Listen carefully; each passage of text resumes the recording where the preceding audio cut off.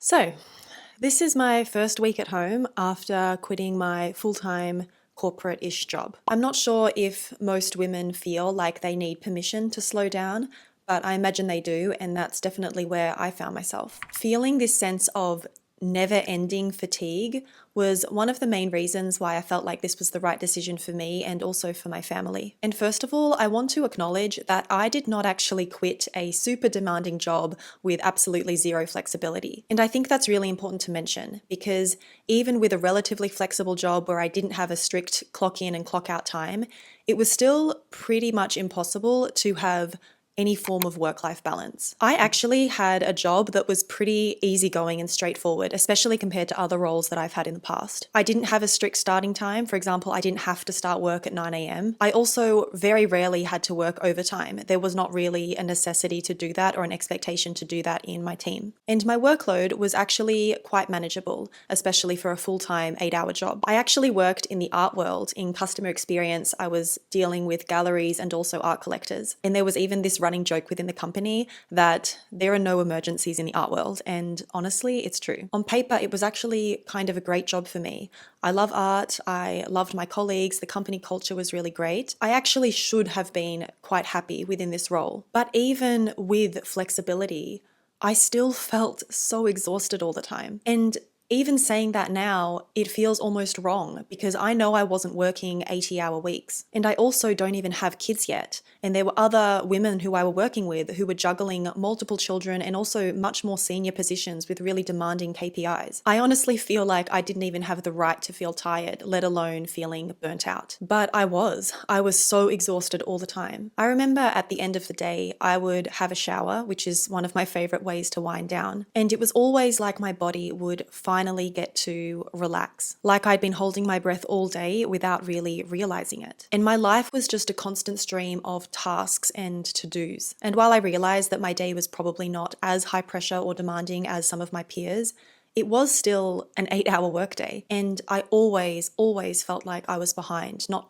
at work necessarily, but just in life. For instance, it was pretty common for me to have to choose between either having lunch or running an errand during lunch because there just wasn't really enough time to get all of those life administration tasks done on the weekends. I remember actually becoming kind of addicted to watching productivity YouTube videos and trying to figure out how can I achieve more in less time. And I knew even in those moments that this was not really working and this was not how I wanted to live. Another huge reason why I decided to finally resign was, I want to make sure I say this in a clear way, I didn't feel like it was my highest path. And I knew that I could be doing more. And I don't mean more in another type of job. I just mean more with my life, having more of an impact, having more of a contribution. And I also kept thinking, what if I never actually find out what I'm really good at? What if I just stay on this path forever because it's good enough and it's what people expect of me, especially in a job that was actually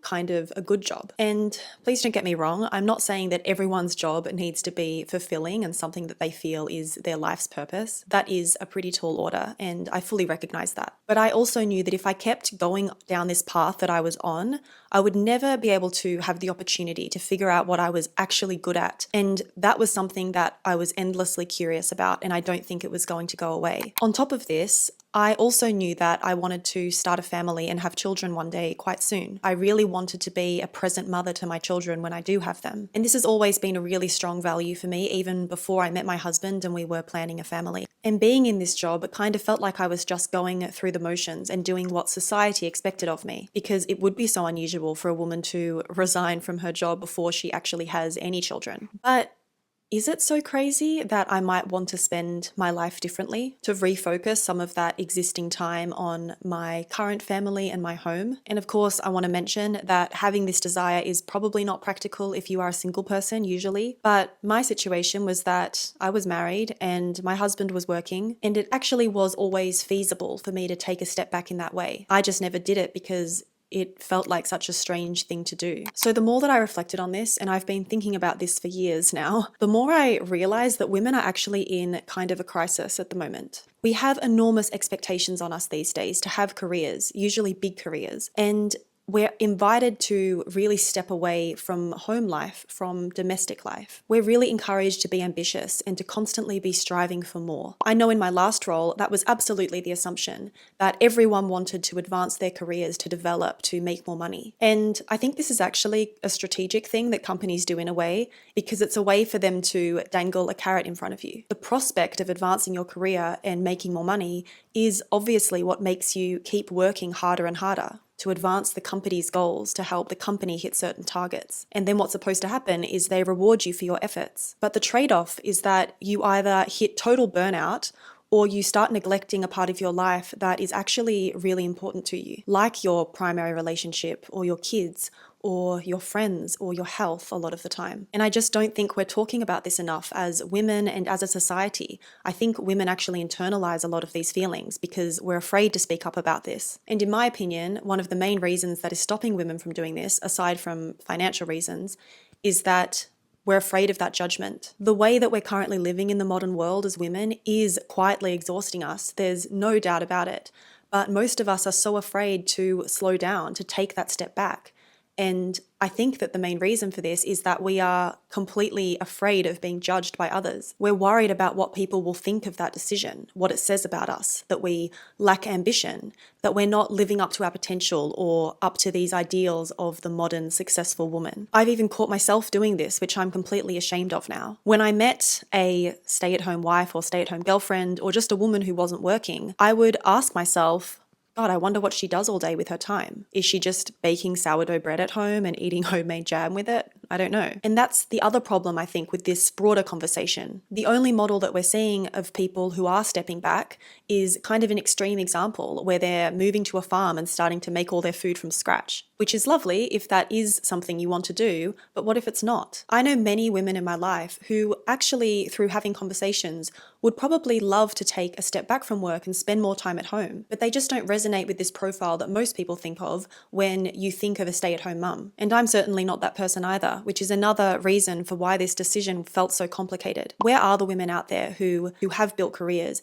and still probably enjoy some aspects of a fast-paced, cosmopolitan life, but are also longing for these slower mornings and to have more softness and more presence? You still feel like you want your life to be a bit more manageable, to have that space to move slowly, to have time to think, just space to breathe even. I've never felt like I fit into this trad wife narrative that we see everywhere, but I also don't fully relate to this always on career first hustle culture either. I don't always want to be optimizing myself, trying to achieve more and more. Anyway, it's only been 1 week and I already feel like a totally different person. I didn't really realize how much tension I was carrying, and it's something you just don't notice until you take it off. My stress levels have completely shifted. Of course, you still have some stress in your life, it's normal, but the mental load that we all carry as women, you just don't realize how heavy it is and also how invisible it is until it's gone. I've started taking my dog on beautiful long walks in the morning, which is something that I never really had an opportunity to do when I was working full time. And now when I go outside with him,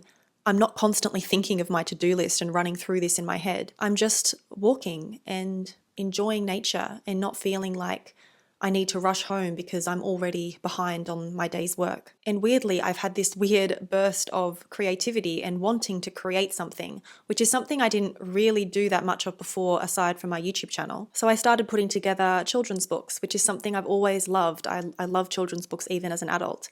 And I've been learning how to use AI to illustrate them, and it's just been so fun. I guess if you're watching this and some of this resonates, maybe this is something that we can figure out together. I actually told my husband initially that I wanted to treat this as an experiment, just to see what happens if I take a step back for a while, see if our lives actually get better, even though we would be making less money overall. And I'm so grateful for him being open to it, because I think that it's generally something really hard for people to wrap their heads around. And I know that not everyone can do this, at least not right now.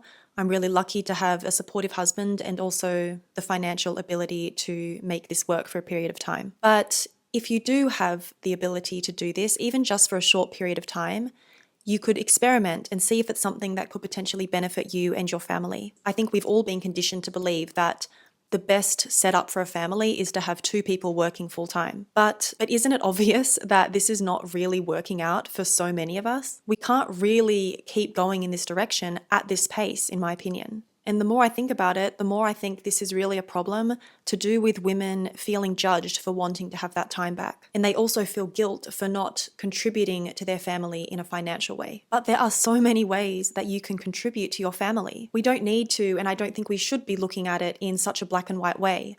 Women have these incredible gifts to be caretakers and nurturers. And of course, that is not the only thing that women can do. But this is what makes us special, and we are naturally drawn to these types of tasks and duties. And I think that that is what has gotten lost. There doesn't feel like there is a modern, progressive alternative to this for a woman who is smart and capable and cultured and educated and even ambitious. But maybe she isn't needing her success to come all at once. Maybe she's just craving a little bit more softness and slowness in this chapter. I think more of us just need to talk about this mismatch between what society demands of us and what feels right to us, and how we can prioritize the things that are actually the most important. If you made it to the end of this video, thank you so much for watching. I really appreciate your interest. If you're interested in learning more about this, I usually leave a list of books and resources that I've used and that I've enjoyed in the description box below. Feel free to leave a comment if you've experienced something similar or have an opinion. I welcome every perspective, even ones that are different from my own. And thank you so much for watching.